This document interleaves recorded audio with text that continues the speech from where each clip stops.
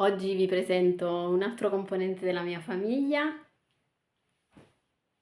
E qua voi Topolina, la mia gatta, la piccolina di casa.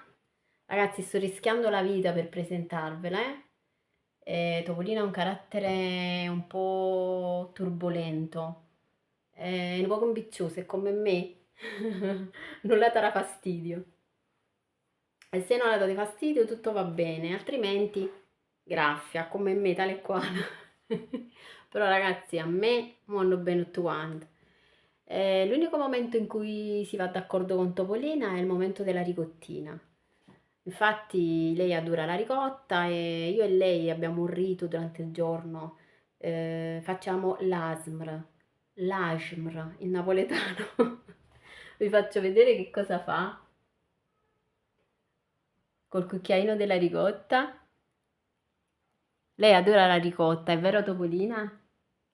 Lei non è come Tom, ve l'ho detto, è un poco ambizioso. Io e lei abbiamo molto in comune. Comunque io l'adoro, la voglio bene, sono felice di averla adottata.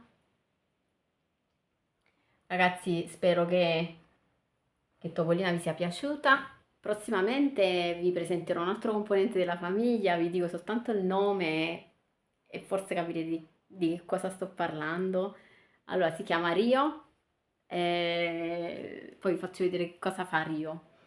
È un personaggio, Chris. Vabbè, in sta casa stanno sul personaggio.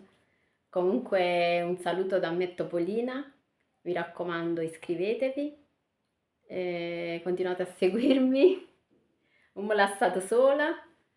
E voglio, qualsiasi cosa succede, come vi dico sempre io, mi raccomando, quando ci vuoi ci vuoi. Ciao!